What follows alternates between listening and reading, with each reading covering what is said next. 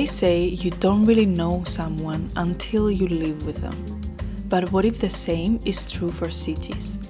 In the early days of a trip, a city can feel like the perfect partner, spontaneous, inviting, and full of surprises. The streets are charming, the architecture is alluring, and even the sky seems to be putting on its best performance. It's easy to imagine life together, sharing routines and creating memories. Suddenly you're imagining shared routines with a city that hasn't even taken its makeup off yet. We've all been there, 2 days into a trip, and we're already asking ourselves, should I move here? At first you think it's the city, the people, the vibe, the magic that is making you feel so high. But then it starts happening again and again. Different city, same butterflies. And suddenly you're not so sure if it was ever the city at all, or just the high of possibility. That dizzy rush of meeting someone new, or in this case, somewhere new. The charm of a clean slate, the flirtation with fresh potential. Because sometimes it's not the place that steals your heart, it's the thrill of the unknown. The way a new city, like a new lover, leaves just enough mystery to keep you leaning in. You're not falling for the streets or the skyline. You are falling for the possibility, the charm, the curiosity, the open question of what if. Maybe it's the seduction of elsewhere, that tempting illusion that somewhere out there, there's a place that finally gets you. One that thrills you and soothes you, that makes you feel bold and curious, but also settled and safe. A city that understands your rhythm and your cravings. The kind of place that doesn't just match your aesthetic, but matches the look of what you've always dreamed your city to look like. But just like dating, the fantasy fades once you start playing house. Because when the city finally let its guard down and shows you its real face, you start to see it clearly. The little red flags you notice at the beginning, well, they're not so little anymore. You find out that there's a difference between a moving here fantasy and a moving here reality. Just like in relationships, the thrill of the new can be intoxicating, but sustaining that initial spark requires more than just excitement. It requires compatibility, understanding, and a willingness to embrace the less glamorous aspects. That's when I started thinking, maybe there's a difference between city crushes and city commitments, between wanting to visit a place and wanting to build a life there. Because the real question isn't, is this city perfect? The question is the city perfect for me, even when it's not trying to be? Can I love it when it's tired, unpolished, and unfiltered? When the fantasy gives way to the flaws? Or am I just in love with the idea of it, the story that I get to tell myself while I am here? And so I started to wonder, are some cities our soulmates, the ones we build a life with? And are others just summer flings, there only for a season? Or maybe the real question is, are some places meant to be visited but never lived in? It starts with the honeymoon phase. I couldn't stop noticing the similarities between the early travel and the early dating days. Just like with dating, in the first few days of traveling to a new city, it can feel a lot like falling head over heels in love. You arrive and you become instantly charmed by the novelty. It's love at first flight. The honeymoon phase begins the moment you step off the plane. Every sight is breathtaking. Every meal is something new. And even getting lost in a strange neighborhood feels like a thrilling scene of your main character movie. The city is charming you, is showing off its best self, just like a date dressing to impress on those first few dates. When we visit a place briefly, we tend to see it through rose-colored glasses. We're quick to forgive little annoyances because we're so focused on the novelty and excitement. The same way early infatuation makes us overlook a new partner's quirks, being a tourist means focusing on a city's highlights and glossing over its flaws.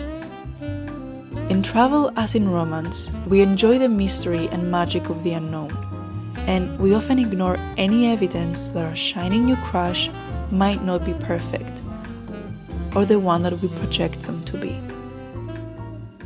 And that's when the morning after comes. What happens when the weekend getaway turns into a long-term stay? It's the classic moment when the fling wants to move in. When the question shifts from could I stay here forever to can I really handle living here? It's like that point in a relationship when you consider taking things to the next level, moving in together and sharing a life beyond the romantic dim light dinners. Suddenly the very traits that you found adorable in small doses might become less adorable in full-time proximity. I began to wonder if I was trying to turn a summer fling into a marriage. Could I really settle down here, or was I just infatuated with the fantasy? They say love is blind, but living somewhere is an eye-opener. My eyes were opening to the reality that loving a place doesn't always mean you can live there happily. Living in a city is close to a long-term relationship. You see it with its makeup off first thing in the morning. The rose-colored glasses come off along with your travel shoes. Day-to-day reality has a way of shattering illusions and testing even the truest of loves. When you're a visitor, a city is on its best behavior. It's as if the city is taking you out for a night on the town, keeping the mood light and fun. When you're a resident, the relationship changes. You're not just dancing under the lights, you're also around for the morning after, when the city hasn't had its coffee yet and the metro station smells like yesterday's trash. The charming eccentricities a tourist giggles at, they can turn into frustrations that a local must endure. Sometimes I catch myself wondering, what if I just stayed? What if the coconut mornings and beach sunsets weren't just part of the vacation, but the actual routine? In my head, I pictured the whole fantasy. But then the fantasy started to glitch. It's like trying on a life in the dressing room of your imagination. It looks great in the mirror, but maybe not meant for everyday wear. Some places feel perfect when you're passing through, but try living in them and suddenly the charm starts to rub like a pair of cute shoes that you can't actually walk in. And then comes the commitment issues phase, and I'm guilty as charged, at least when it comes to certain cities. I've had love affairs with places that I knew I wasn't ready to marry. Loving these cities from afar or in short bursts keeps the relationship exciting and untarnished by the petty irritations of daily life. On the other hand, there are cities we do commit to, the ones we live in for the long haul. Choosing to live in a city is saying yes to the whole package, for better or worse.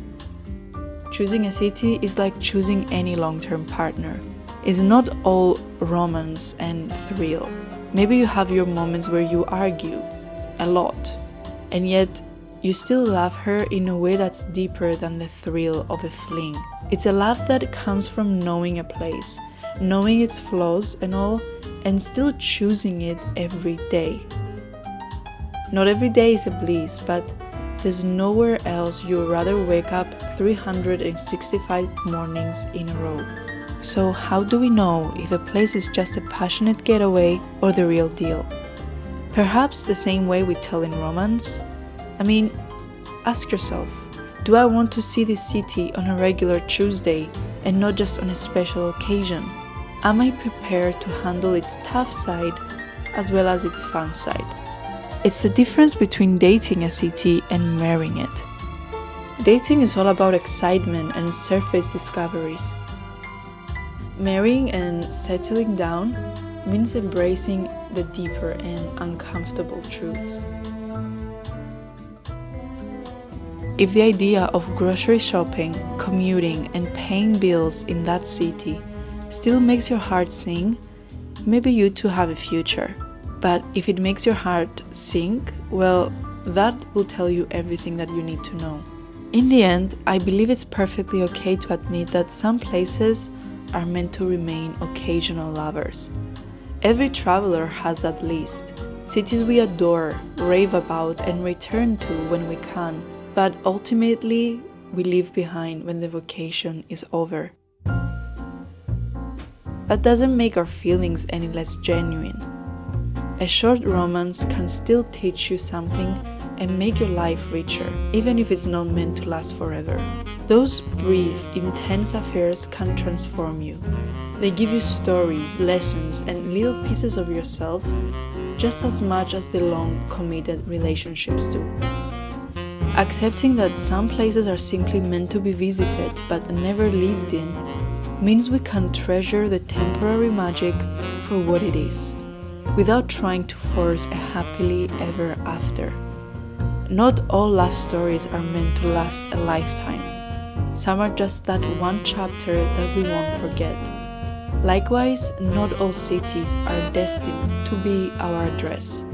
Some will remain beautifully out of reach, existing for us in postcards, in memories, and in the souvenirs we brought back home. So, the next time you find yourself falling hard for a new destination, savor it. Have your fling, take those midnight strolls and sunrise photos, dance with the city and let it sweep you off your feet. And when it's time to part, you can do so with a smile, knowing that its role in your life is perfect and impermanent. After all, the fact that you wouldn't want to live there doesn't diminish the love that you felt in the moment. It might even make it sweeter.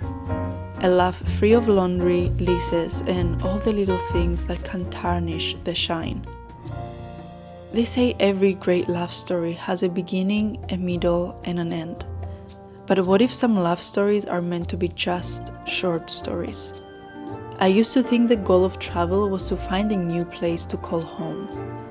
But now I'm starting to think that some places are meant to be exactly what they are. A beautiful pause in your regularly scheduled life. Because there's a kind of magic in the temporary.